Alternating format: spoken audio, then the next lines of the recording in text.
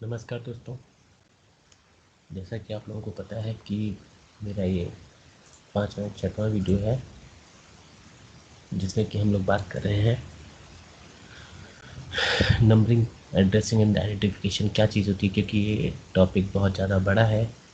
तो इसी वजह से मैं एक सिंगल टॉपिक को ही लेके आया हूँ, क्योंकि बहुत ज़्यादा वीडियो बड़ा हो जाता है उसकी वजह से ही। और बाकी जो चीज़ें हैं इसके पहले जो मैंने पढ़ाया हुआ है 1G 2G 3G 4G, उसमें जो जो डिफरेंसेस होते हैं, जो भी चीज़ें हैं 2G का कॉल फ्लो, और इसके अलावा भी और भी बहुत सारी चीज़ें जो बताई हैं। ईपीसी क्या होता है, ईपीसी का मेन फंक्शन वगैरह पूरा डिटेल में भी हमें बताना बाकी है। तो बने रहिए हमारे इस वीडियो के साथ में और आइए पढ़ते हैं नंबरिंग, एड्रेसिंग एंड आइडेंटिफिकेशन। यहाँ पे मैंने कुछ स्लाइड्स ऑलरेडी बनाई हुई हैं जिससे कि आप लोगों को पता चलेगा कि क्या होता है exactly. The components of the network are associated with different identities.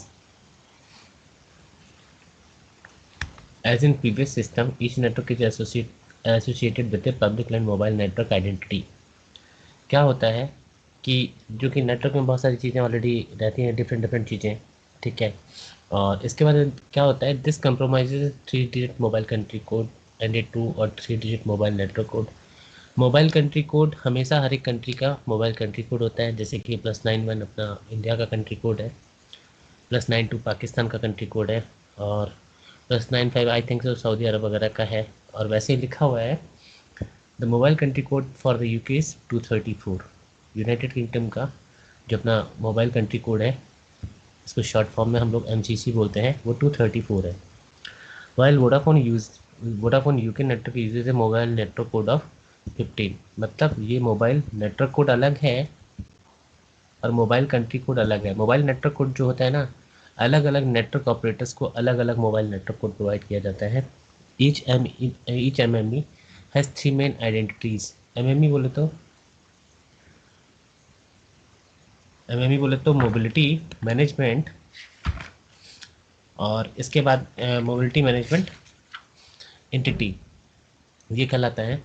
और each MME has 3 main identities which are shown in the shaded part of the below figure. Below figure बोले तो ये है आपका MME, मोबिलिटी मैनेजमेंट एंटिटी, ठीक है। तो आगे पढ़ते हैं हम लोग। Each MME pool area is identified using a 16-bit MME group identity, MMEGI। क्या होता है ये अभी हम डिटेल में बात करेंगे, ठीक है। While the 8-bit MME code MMEC uniquely identifies the MME within a pool area, combining them gives the 24-bit MME identifier which uniquely identifies the MME with a particular network. By bringing in the network identity, we arrive at the globally unique MME identifier। अभी concern कहाँ क्या फंसता है, देखिए। ये तो हो गया आपका सर्विंग गेटवे, ठीक है। ये होता है आपका ट्रैकिंग एरिया जिसको टैग बोलते हैं हम लोग, ठीक है। इन सब के बीच में S1U इंटरफेस होता है, ठीक है। और इसके बाद में क्या होता है कि अभी अगर हम आगे वाले फिगर की बात करेंगे ना, ये क्या होता है, मोबाइल कंट्री कोड आपका 3 डिजिट का होता है, मोबाइल नेटवर्क कोड आपका 2 या 3 डिजिट का होता है। अब ये होती है PLM NID। मतलब PLM NID जो होती है वो कैसे बनती है, देखिए यहाँ से काउंट कीजिए। 3 डिजिट ये हुआ, 3 डिजिट आपका ये मान लेते हैं 336। और यहाँ पे आपका क्या होता है, ये 2 या 3 डिजिट जो भी मानते हैं, 15 डिजिट का आपका क्या होता है, ये क्या बोलते हैं आपका मोबाइल का IMEI होता है। मोबाइल का IMEI, इसको बोलते हैं हम लोग इंटरनेशनल मोबाइल इक्विपमेंट आइडेंटिटी, ठीक है। तो 15 डिजिट का ये हो गया, +3 ये 18, प्लस ये 3 21। और 3 डिजिट का क्या होता है यहाँ पे 24 कैसे हुए, तो उसके लिए जानने के लिए हम बताते हैं आपको। 3 डिजिट का होता है आपका PCI। PCI क्या होता है वो हम बताएंगे अभी आपको आगे। ये देखिए यहाँ लिखा हुआ है, also important for the air interface is the physical cell identity. PCI बोले तो physical cell identity which is a number from 0 to 503। हाँ, बिल्कुल सही बात है। आप किसी भी नेटवर्क में देखेंगे ना, तो उसका एक PCI होता है। मीन्स सपोज अगर आपका मान लीजिए एक पर्टिकुलर, जैसे कि ये टावर है, ठीक है। ये टावर पे कि यहाँ सर्व कर रहा है, एक उधर सर्व कर रहा है, एक इधर सर्व कर रहा है। मीन्स आपके 3 सेल हो गए, तो इनमें से 0 1 2 करके हम दे सकते हैं, लेकिन सेम सेम PCI हम लोग बगल वाले टावर को नहीं दे सकते हैं। ये बहुत सोचने वाली बात होती है। इस वाले टावर को या बगल वाले टावर को, अगर नियर बाई टावर है तो नेबर्स को हम लोग ये सेम पीसीआई नहीं दे सकते हैं। वो 0 से लेके 503 के बीच में 503 के बीच में हो सकता है, मीन्स टोटल 504। लेकिन उसके बाद ये जीरो के मतलब नेगेटिव वगैटिव में तो जाने का कुछ मतलब नहीं होता है। तो इसके अलावा हम लोग को आइडेंटिटी नहीं दे सकते हैं। ठीक है, तो अभी क्या होता है, हम लोग वापस यहाँ पे आते हैं। 3 डिजिट का हो गया मोबाइल कंट्री कोड, 3 डिजिट का हो गया आपका मोबाइल नेटवर्क कोड, 15 डिजिट का हो गया आपका PLMN ID, सॉरी हाँ मोबाइल की ID, प्लस आपका 3 डिजिट का यहाँ पे PCI भी रहेगा।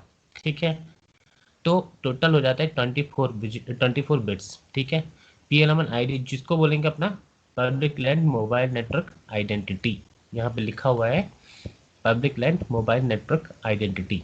ठीक है, ये आपका फाइनली आपका होता है मोबाइल नेटवर्क PLMN ID। ठीक है, मोबाइल के लिए। देन हम लोग यहाँ बढ़ते हैं। अभी MMEGI क्या है, MMEC क्या है। तो MMEGI के बारे में हम जब बात करेंगे तो क्या होता है, each MME pool area is using A pool area is identified using A 16 bit MME group identity. मतलब एक पर्टिकुलर MME का 16 ग्रुप का एक आइडेंटिटी होती है। ठीक है, while the 8 bit MME code MMEC uniquely identifies the MME with in A pool area. मतलब MME कोड MMEC आपका 8 डिजिट का होता है और MMEGI आपका होता है 16 डिजिट का। ठीक है, ये 16 डिजिट है, ये आपका 8 डिजिट है, टोटल हो गया 24 बिट्स। तो ये आपका क्या होता है, MMEGI जो है mobility management entity group identity. ठीक है, और MMEC आपका क्या हुआ, मोबिलिटी मैनेजमेंट एंटिटी कोड। ठीक है, इन दोनों को कंबाइन करने के बाद क्या बनता है आपका MMEI। ठीक है, MMEI बोले तो मोबिलिटी मैनेजमेंट एंटिटी आइडेंटिफायर। ठीक है, अब इसके बाद में क्या होता है कि ये जो आपका बनता है ना टिपिकली 48 बिट्स का, जो कि आपका ग्लोबल में मतलब ग्लोबली यूनिक होता है। ठीक है, globally unique mobility management entity identifier, ये आपका आपके मोबाइल के साथ में प्लस MME के साथ में मिला के ये बनता है, जिसको हम लोग बोलते हैं globally unique mobility management entity identifier.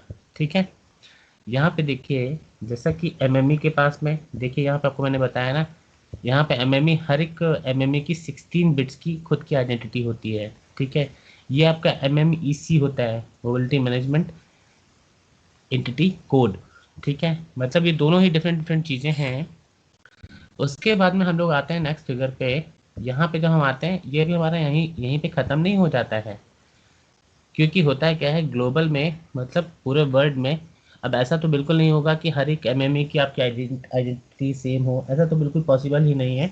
तो मतलब हम लोग किसी मोबाइल को पर्टिकुलर, अगर मोबाइल मान लो थेफ्ट वगैरह हो जाता है तो उस टाइम पे हम लोग कैसे आइडेंटिफाई करते हैं, क्या होता है एग्जैक्टली, तो उसके बारे में हम लोग बात करेंगे पैरेलली। यहाँ पे क्या होता है कि देखिए ये आपका PLMN ID 24 बिट्स का आ गया। ठीक है, यहाँ से देखिए PLMN ID आपका 24 बिट्स का आ गया इधर। ठीक है, ये आपका उठ के यहाँ पे आ गया। अभी आपका ये MMEGI आ गया, MMEC आ गया, यहाँ से देखिए MMEGI आ गया और MMEC। ठीक है, ये देखिए, तो इसको क्या बोलते हैं, ये 24 बिट्स का था, ये भी 16 बिट्स का, ये 8 बिट्स का है। अब यहाँ पे MTMSI क्या है। ठीक है, MTMSI जो होता है एम मोबाइल, इसको MTMSI को M temporary mobile subscriber identity बोलते हैं। ठीक है, इसको हम बताएंगे कि क्या मतलब क्या होता है, क्या कैसे क्या बोला जाता है। तो MTMSI और MMEC को मिला के बनता है आपका serving temporary mobile subscriber identity. ठीक है, जो आपका परमानेंटली बेसिस पे नहीं होता है। ठीक है, तो होता क्या है कि ये देखिए मतलब मोबाइल हमारा टेम्प्रोरी सर्व कर रहा है किसी चीज़ पे। आपने मोबाइल आपने ऑन किया, ऑन होने के बाद में कुछ ना कुछ तो नेटवर्क जैसे आता है, तो आपका सर्विंग होता है। मतलब वो कंफर्म नहीं है कि मतलब वो पर्टिकुलर नेटवर्क बना रहेगा, लेकिन सर्व कर रहा है, तो उसके बेसिस पे हम लोग ये बात कर रहे हैं। उसके बाद में क्या होता है कि इन सबको मिला के, ये आपका 24 डिजिट का था, ये 16 डिजिट का था, ये 40 बिट्स का था, इन सबको मिला के आपका बनता है GUTI। ठीक है, और GUTI जो होता है ना आपका बहुत कह सकता हूँ इम्पॉर्टेंट चीज़ होता है। और GUTI के लिए हम लोग अगर बात करेंगे तो अभी एक चीज़ और भी, उसको उसके पहले बात करने से पहले हम लोग बात करेंगे कि ये आपका MMS क्या बोलते हैं, आपका IMSI क्या होता है, ठीक है। और एक मिनट तो मैं बताता हूँ आपको। GUT का फुल फॉर्म होता है ग्लोबली यूनिक टेम्पररी आईडी, ठीक है, ग्लोबली यूनिक टेम्पररी आईडी। ये देखिए होता क्या है कि अगर आपके पास ग्लोबली यूनिक आइडेंटिटी नहीं रहेगी तो प्रॉब्लम वाली बात है, मतलब हमें पता कैसे चलेगा कि हम कहाँ पे हैं। तो एटलीस्ट एक कुछ ना कुछ आइडेंटिटी तो रहेगी। उसके बाद हम लोग आते हैं the an international mobile subscriber identity is unique number associated with all global system for mobile communications. IMSI number जो अपना GSM में होता था and universal mobile telecommunication system, मतलब IMSI नंबर जो होता है ना आपका GSM और UMTS दोनों में होता है। Network mobile phone user use for identifying A GSM subscriber, मतलब ऑब्वियस सी बात है कि जो अपना IMSI नंबर वगैरह जो होता है ना वो अपना मतलब नेटवर्क को नेटवर्क में मतलब पर्टिकुलर सब्सक्राइबर को आइडेंटिफाई करने के लिए होता है। each MIC number has two parts. The initial part is comprised of 6 digits in the North American standard and 5 digits in the European standard. It defines the subscriber GSM network operator in a specific country. The second part is allocated by the network operator to uniquely identify the subscriber. The IMSI is stored in the subscriber identify module SIM। देखिए जो आपका IMSI जो होता है ना, इसके बारे में मैं अभी आपको बताऊंगा थोड़ा सा और डिटेल में, क्योंकि इसके बारे में मैं जैसा कि आपको मैंने यहाँ पे बताया ना कि MCC mobile country code, mobile network code, उसके बाद में ये आपका PLMN ID बनता है, यहाँ पे PCI भी ऐड करते हैं, ये आपका MMEGI होता है, ये आपका MMEC होता है, इनको मिला के 24 बिट्स MMEI बनता है, identifier mobile mobility management entity identifier बनता है।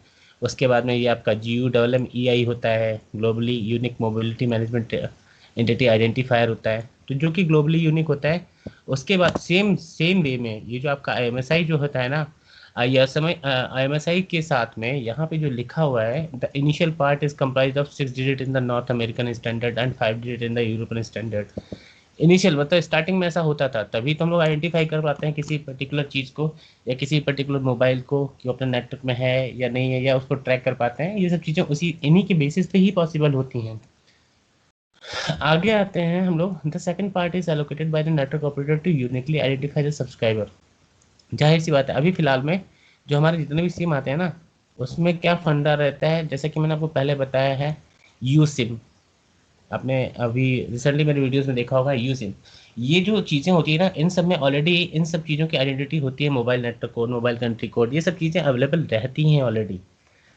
नेक्स्ट आगे बढ़ते हैं। The IMSI is an important part of the home location registered lookup process as it is use to identify to which network के mobile number it belongs to. Obvious सी बात है home location registered मतलब जाहिर सी बात है कि जो अपना IMSI नंबर रहेगा, ठीक है, आप जो मोबाइल पे सिम डालेंगे उसके साथ में जो आपका IMSI नंबर आएगा वो आपका एक कह सकता हूँ कि कॉम्बिनेशन होगा, mobile network code, mobile country code, वो सब चीज़ों का मिला के कॉम्बिनेशन होगा।